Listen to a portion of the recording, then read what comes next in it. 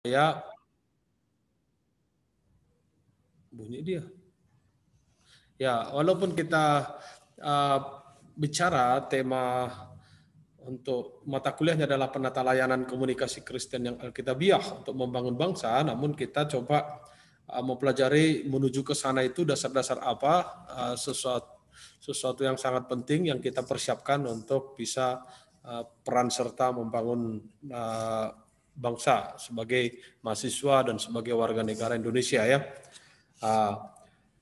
Kita akan lihat tentang pentingnya menghafal ayat-ayat Alkitab. Ya, semua agama itu harus memang memiliki pendidikan menghafal ayat-ayat firman Tuhan ya. Firman ataupun ayat-ayat kitab mereka. Kita juga melakukan itu. Dan memang itu adalah firman Tuhan yang mengajak kita untuk menghafal Alkitab. Sebab menghafal ayat-ayat Alkitab adalah hak istimewa dan tanggung jawab setiap orang Kristen, dan itu penting untuk pertumbuhan rohani. Jadi ini yang harus dipikirkan betapa pentingnya menghafal ayat-ayat Alkitab itu untuk pertumbuhan rohani. Ya, mari kita lihat yang pertama, mengapa kita harus menghafal ayat-ayat Alkitab? Ya, dalam Roma pasal 10 ayat 17. Stefanus coba baca Roma pasal 10 ayat 17. Baik Pak, bentar Pak, dibuka dulu Pak. Ya, jadi semua sudah tersiap Alkitab di depannya ya, karena ini di rumah masing-masing, dan mohon baca Alkitab, dibuka kameranya supaya kita juga menghormati satu dengan yang lain. Tentu itu adalah sikap yang baik untuk menghargai Tuhan ya dalam baca Alkitab. Silakan. Roma 10 ayat 17 ya Pak? Roma pasal 10 ayat 17. Roma pasal 10 ayat 17. Roma pasal 10 ayat 17. Karena roti adalah satu, maka kita sekalipun banyak adalah satu tubuh. Karena kita semua mendapat bagian dalam roti yang satu itu. Roma pasal 10 ya. Roma. Oh, bentar Pak, salah Pak. Iya, Roma pasal 10 ayat 17.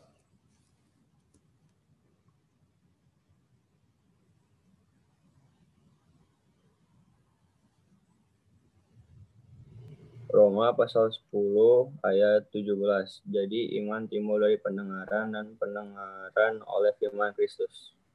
Ya. Jadi iman timbul dari pendengaran dan pendengaran oleh firman Kristus. Artinya menghafal ayat-ayat Alkitab itu menolong mengembangkan iman kita. Mengembangkan iman. Setiap orang bisa beriman dan setiap orang memiliki iman. Tapi itu mengembangkan pada suatu fokus, sesuatu yang berarti dan benar, itu adalah kepada siapa kita beriman. Kalau kita beriman kepada Tuhan, kita tahu dan kita percaya dalam Alkitab, kita hafal Alkitab, itu akan mengembangkan iman itu sendiri. Ya. Yang kedua adalah Yohanes 1 Yohanes 2 ayat 14. Coba Patricia Berliana. 1 Yohanes 2 ayat 14.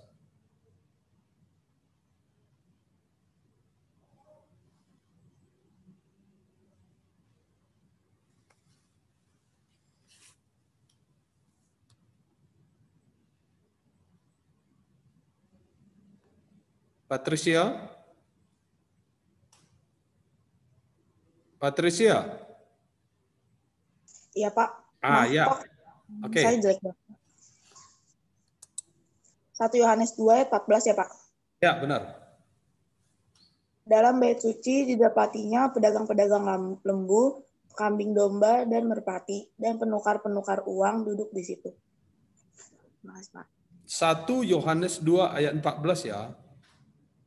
Bukan Yohanes, 1 Yohanes. Memang ada Yohanes ya. 1 Yohanes ya. Ada Yohanes juga, ada 1, 2, 3. Ya, 1 Yohanes. Paling terakhir.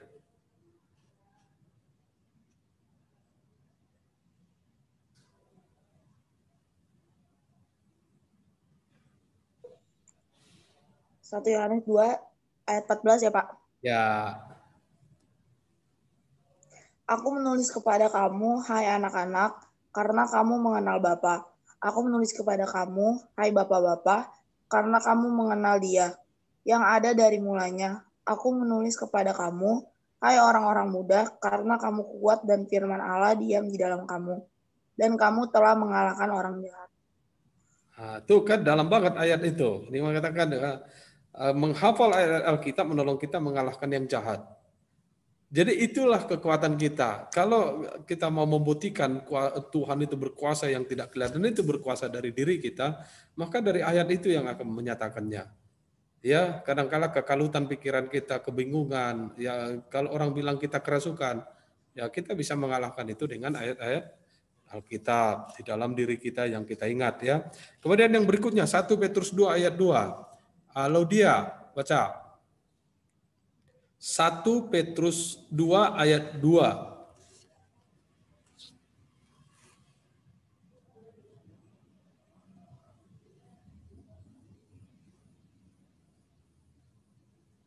Satu Petrus 2 ayat 2.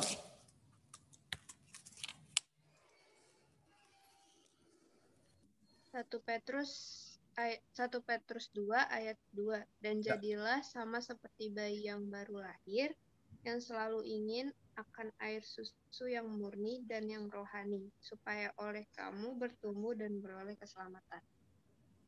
Iya, jadi menghafal ayat-ayat Alkitab itu menolong kita bertumbuh secara rohani. Rohani kita itu adalah kekuatan kita beraktivitas baik kepada siapapun. Ya, sebagai warga negara kita bisa beraktivitas dengan normal, bahkan juga berpengaruh baik bagi siapapun. Itu ditimbulkan oleh pertumbuhan rohani kita. Seberapa besar rohani kita itu bertumbuh dengan baik, maka itu dipancarkan dari sikap kita, kehidupan kita, ya, karakter kita. Karena itu menghafal ayat itu adalah membuat pertumbuhan rohani kita semakin meningkat, ya. Oke, lanjut. Abraham, Mazmur 119 ayat 11. Mohon maaf Pak, Mazmur berapa Pak? 119 ayat 11.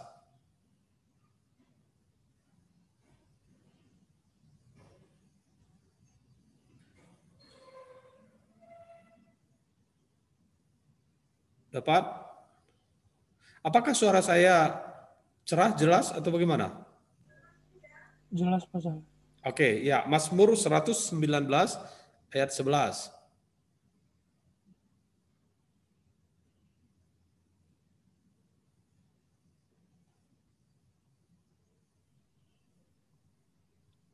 Baik Pak.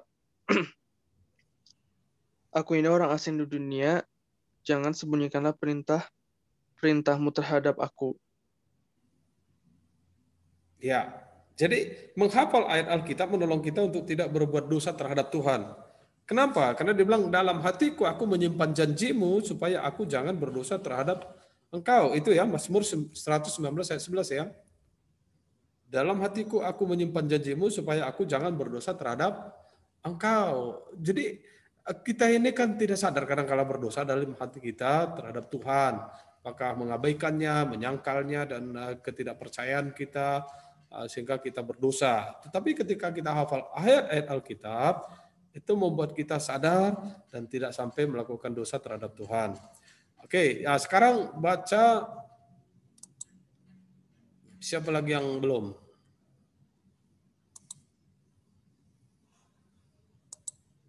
Skill, ya.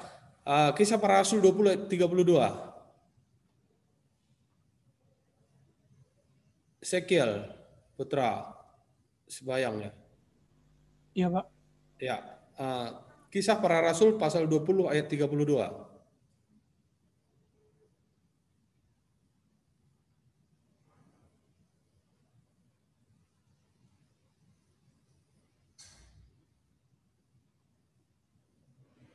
Kisah Para Rasul berapa Pak?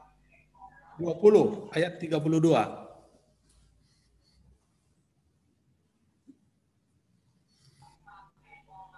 Dan sekarang aku menyerahkan kamu kepada Tuhan dan kepada firman kasih karunia-Nya, yang berkuasa membangun kamu dan menganugerahkan kepada kamu bagian yang ditentukan bagi semua orang yang telah dikuduskannya.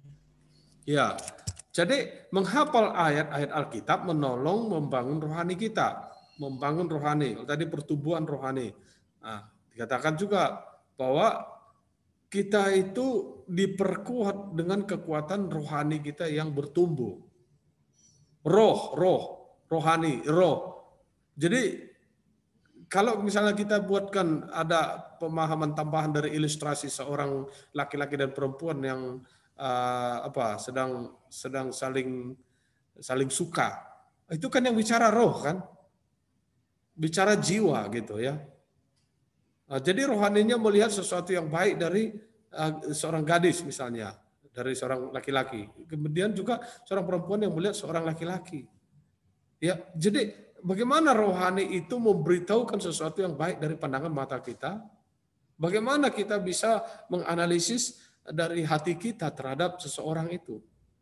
Ketika memang rohani kita tidak benar, rohani kita negatif, maka sudah pasti duluan hal-hal analisis mata dan gerakan tubuh itu juga akan memberikan analisis negatif terhadap perempuan. Ya, ini kalau misalnya saya katakan seseorang bisa saja oleh karena rohaninya memang tidak benar, dia melihat dan melirik perempuan yang tidak benar juga. Dan termasuk juga sebaliknya perempuan yang rohaninya tidak baik, tentu pasti jasmaninya juga menginginkan sesuatu laki-laki yang tidak baik. Nah, karena itu sangat penting sekali kita memang menghafal ayat-ayat untuk membangun rohani kita menjadi baik, menjadi benar di hadapan Tuhan, dan pasti akan memancarkan benar dan kebenaran dari cara berpikir, cara mata pandang kita, dan juga cara tingkah laku kita. Ya, dan yang terakhir adalah menghafal ayat Alkitab meneguhkan kata-kata Tuhan. Dalam Wahyu pasal 1 ayat 3, dia mengatakan di situ, berbahagialah ia yang membacakan dan mereka yang mendengarkan kata-kata nubuat ini, dan yang menuruti apa yang ada tertulis di dalamnya, sebab waktunya sudah dekat. Itu menandakan bahwa menghafal ayat memberikan sesuatu kepastian pengharapan. Jadi ada sesuatu yang menguatkan kita bahwa hidup kita sehari-hari ini tidak sia-sia. Dan berbahagia. Kenapa? Karena ada pandangan ke depan yang akan memberikan hal yang baik, hal yang benar, dan itu membahagiakan. Ya, sama seperti ketika kita ujian itu kita bisa menyelesaikan semua ujian dan kita benar-benar tahu jawabannya, dan jawaban itu benar-benar kita tahu itulah benar jawabannya. Dan ada kebahagiaan sebab apa? Kita sudah merasakan ada kebenaran di situ semua jawaban saya, sehingga nilainya akan baik.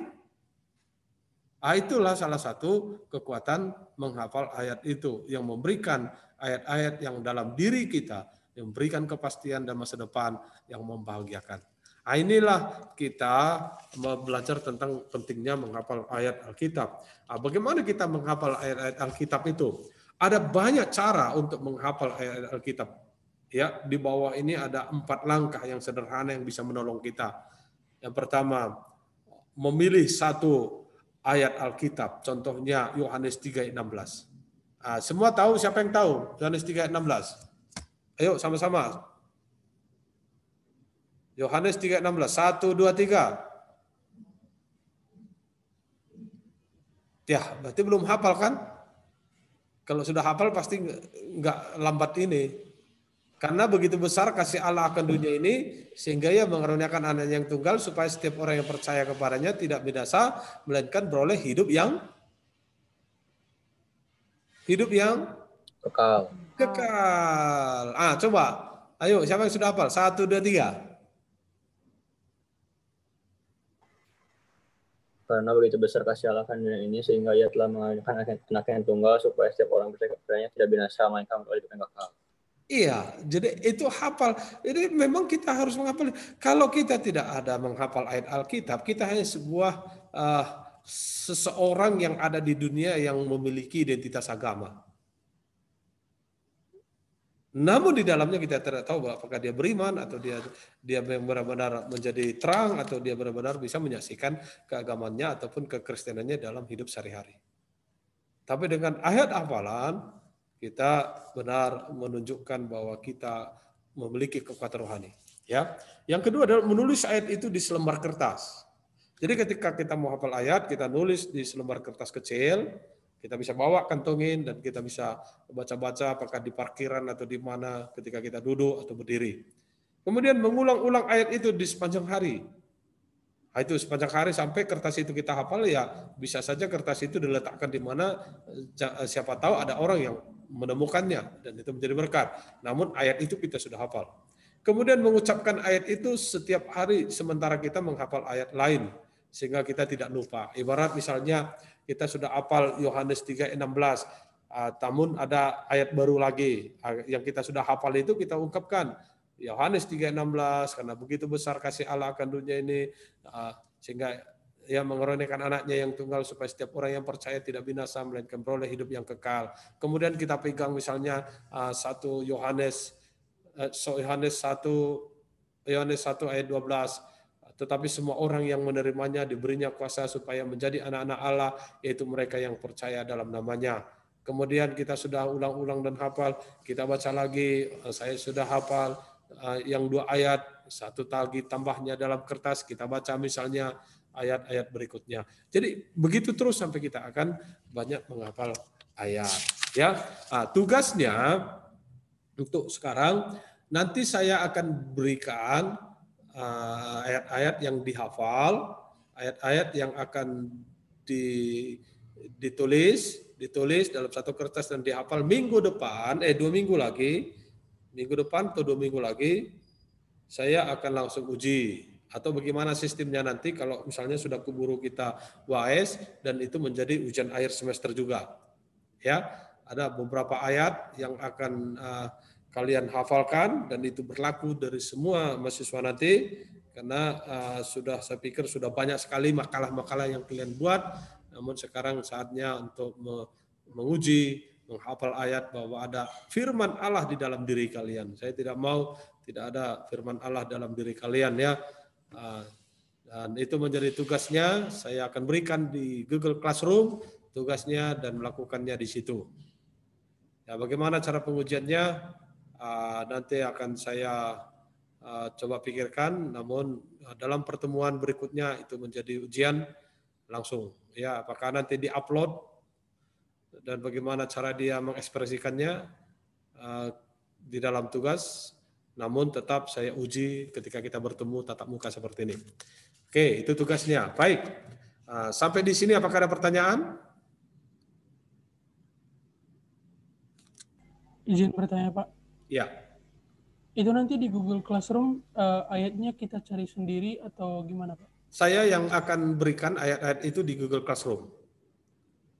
Nanti di notifikasi baru buka, nanti lihat di situ ayat-ayat yang akan dihafal, ya. Baik, Pak. Terima kasih. Oke. Baik, ada lagi?